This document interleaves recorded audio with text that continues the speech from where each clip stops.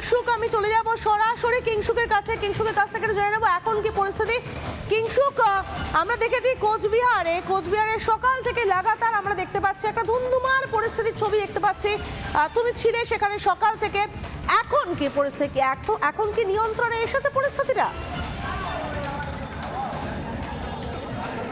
দেখো, কিছুক্ষণ আগে পরিস্থিতি কিন্তু সকাল থেকে উত্তপ্ত, তবে বর্তমানে তুমি দেখতে পাচ্ছ কোচবিহার কোতোয়ালি থানার আইসির নেতৃত্বে বিরাট পুলিশ বাহিনী রয়েছে।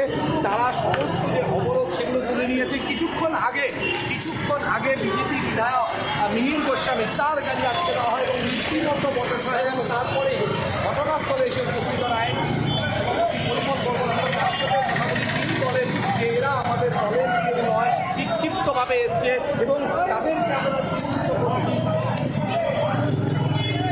তাদেরকে আমরা চিহ্নিত করেছি, তাদেরকে আমরা চিহ্নিত করার পর যথাযথ ব্যবস্থা নেব। এই মুহূর্তে কিছুটা হলেও যানজট মুক্ত করা হয়েছে।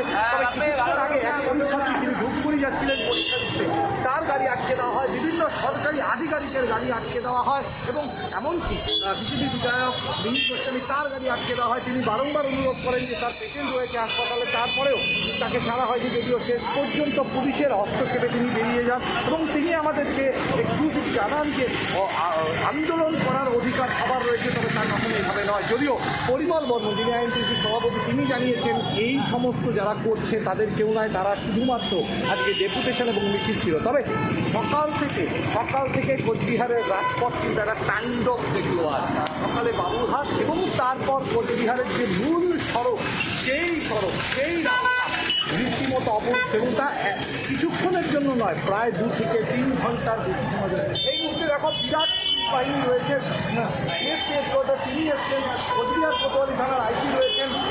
রাস্তাগুলিকে ধীরে ধীরে পরিষ্কার করে দেওয়া হচ্ছে, যদিও এই যানজট এত সহজে মুক্ত হবার নয়। এবং তারা কিন্তু যে সমস্ত আন্দোলনকারী বা চালকেরা রয়েছেন, চালক বন্ধুরা, তাদেরকে বলছেন যে আপনারা চলে যান এই জায়গা থেকে। সকালবেলা একটি উত্তরবঙ্গ রাষ্ট্রীয় পরিবহনের যে গাড়ি, সেই গাড়ি আটকে তার চালককে নামে এবং তা নিয়ে রীতিমতো ধুন্ধুমার হয়, পুলিশের সাথে ধস্তাধস্তি ধাক্কাধাক্কি হয়। তারপরে বিভিন্ন যে গাড়ি যারা আসছিলেন, আমি কথা বলেছিলাম একজনের সাথে, তিনি জানতেন না তিনি কোচবিহারে এসেছেন ডাক্তার দেখাতে, তার গাড়ির চালককে নামিয়ে নিয়ে চলে যাওয়া হয়েছে। তিনি অসহায়রত রাস্তায় পড়ে রয়েছে।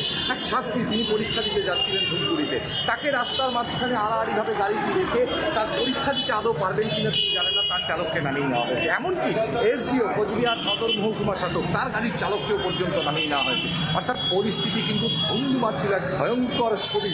দীর্ঘদিন বাদে আন্দোলনের নামে কী হতে পারে তা কোচবিহার শহর দেখল।